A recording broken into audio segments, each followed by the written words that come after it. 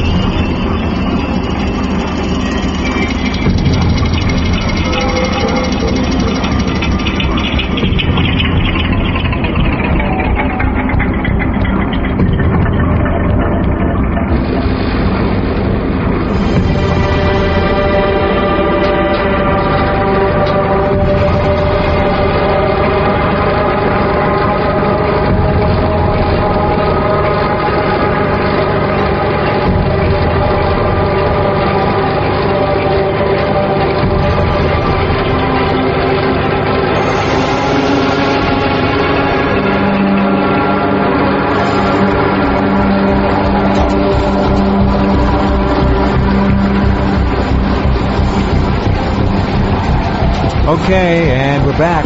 Another 24 hours has come and gone. We're glad you're along tonight. Much information on tap for you, as we always try to present. The thing that we are most concerned with is staying up at the very front of the news and developments as they break for you around the clock 7 days a week. As if Americans didn't already have enough to worry about, all of us, about the growing toxicity of their food, our water, our soil, our air, including, of course, aspartame, the genetic modification of crops, and the over 10,000 different chemical compounds the average person can come into contact with every day. We must now deal with a dark and very real specter. In fact, we are dealing with it already. The specter of radiation and radioactivity in our food and our environment. In the radiation feature story box at Rense.com, you'll find a very important paper and a video by Dr. Russell Blaylock, my first guest tonight, on that very problem. And for people in northern Japan, it is clearly a problem of life and death in far too many cases. Dr. Blaylock is one of the great physicians and healers of our times, and first put us on notice that we must become proactive about what we eat and what we drink, with his legendary book, Excitotoxins, A Taste That Kills. He has gone on from there to produce a downpour of life-saving information. Again, his latest article is posted on Newsmax.com and linked through the radiation feature box at Rense.com. Are you there, Dr. Blaylock? Yes. How are you? Fine. How are you, Joe? Still here. That's right. 18 years this June. Of course, you got me beat. Oh, that's great. This issue of radiation is something that perplexes many Americans because, tragically and unfortunately, the government is doing what the government does so very well. They're not doing their job. They're not telling us, they're not keeping us informed, advised, or up to date and educated about what this threat is and how serious we need to take it. All we can do is look at the stories I'm able to pull together and a few other good journalists, and they suggest that there is radioactivity, they say too low, of course, to make a difference, in green leafy vegetables, in milk, cesium in Vermont milk, most especially concerning, iodine in California and Washington milk. So where are we, Dr. Blaylock, on this, in your opinion? How serious is it? How serious might it get? Well, Jeff, it's difficult to really get a good, firm handle on it because, like you say, they're covering most of this up. If we depend on their people to supply us with the information, of course, it's not going to be accurate. I mean, just look at the recent Gulf oil spill. living down in this area in the Gulf of Mexico and Mississippi, I'm very attuned to what happened in the Gulf. I get calls all the time from people talking about the devastating health effect this has had on people. Doctors are refusing to see people because they don't know what to do, and they're just being overwhelmed. Well, the government did a classic job of covering up this devastating health effect of this BP oil spill in the Gulf of Mexico. Yeah. Which is ongoing. Yep. So they've really sharpened their methodology in how to cover these disasters up. Katrina was a beautiful example as well. That's a study in how not to handle a national emergency. Thousands died. It was one of the worst handled national emergencies we've had yet. So this newest episode, the Japanese nuclear reactors that are spewing out this radiation, is another episode here. I can name several more. One is a massive release into the atmosphere of mercury from China that inundated the United States. And there's some parallels there. And when this Japanese nuclear reactor event first happened, people told me, said, well, by the time it gets to the United States, wouldn't it be so diluted in the atmosphere that it's really not going to be much of a problem? Mm-hmm. And I said, well, that's your first impression, but if you listen to the atmospheric scientists, they say that the currents, the air currents, form plumes. And when they did studies on the mercury release from China, which is massive, what they found is that the mercury stays together in these plumes in the upper atmosphere. It's highly concentrated. So by the time it gets to the United States, still at a high concentration. Well, the radiation is sort of doing the same thing. It's staying in a tight plume as it drifts across the ocean heading towards the United States. And the levels that we're seeing now, interestingly, the eastern United States, some of its locales have higher radiation levels than the West Coast. That comes as a great shock to many people. They don't think that way. They think in a linear fashion, west to east, and it just doesn't work that way. And it's again because it's up into the upper atmosphere. It's in a tight plume. As it passes over, say, California and gets to Philadelphia, and then it rains, then that upper atmosphere radiation concentrates deeper inland. So you're going to have spots, you're going to have areas in the United States in which you're going to have much higher radiation levels than you will in this linear way of thinking. So you're exactly right. But until we get enough people doing independent radiation testing, and I think that's going to start coming out. It's sort of like what happened in the Gulf BP oil spill.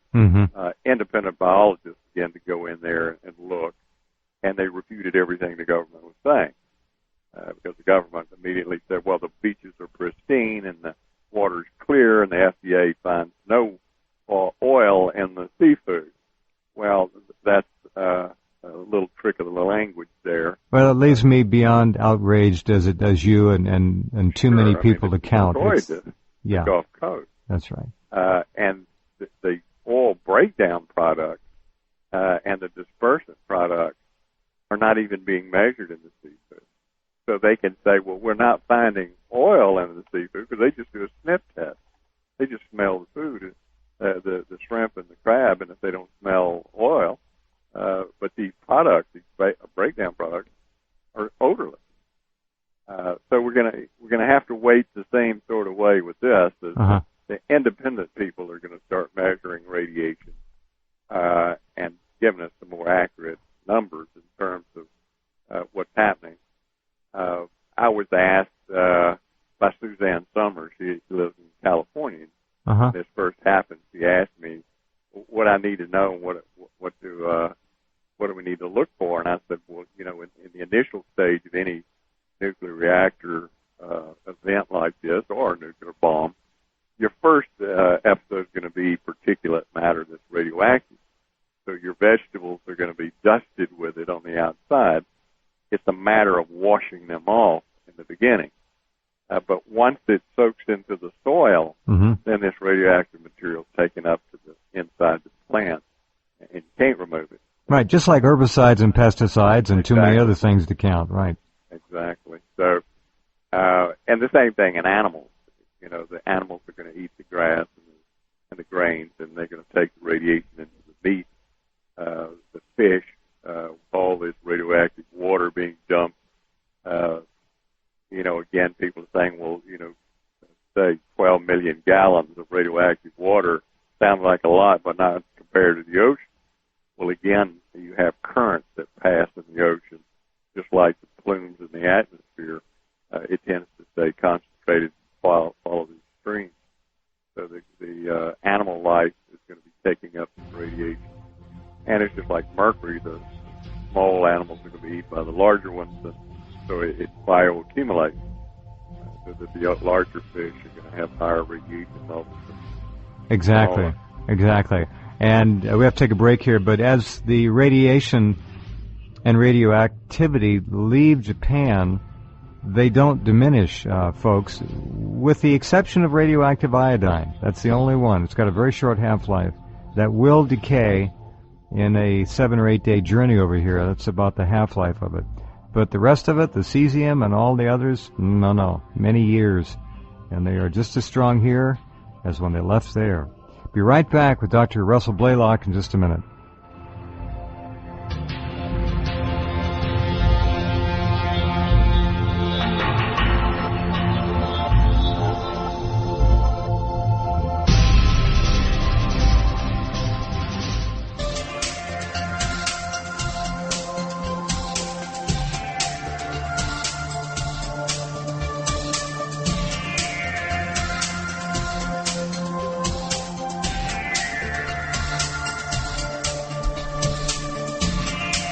Okay, and we're back talking to Dr. Russell Blaylock about the issue of radiation from Japan, which is not going to go away anytime soon.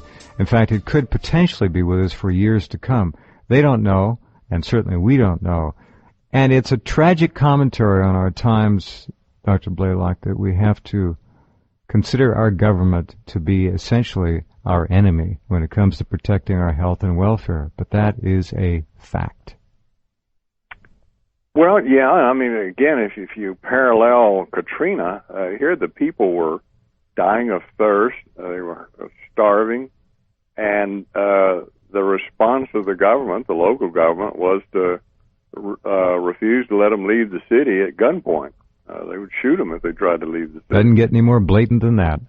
So, you know, it gets pretty scary in these emergencies, and we had things happen in the state of Mississippi which had even more devastating effect of the hurricane in New Orleans. New Orleans got all the attention, but it rarely ended up on the television, and people didn't know that these things were happening, but it just turned into anarchy. Getting back to the radiation material, the important thing that I'm seeing out of this is when the government starts talking about this, they talk only of iodine-131, and mainly for the reasons you pointed out. It has an extremely short half-life, about 8 days. Exactly. So 2 weeks or 3 weeks, most of that's going to be dissipated in very low levels. Your real danger is the long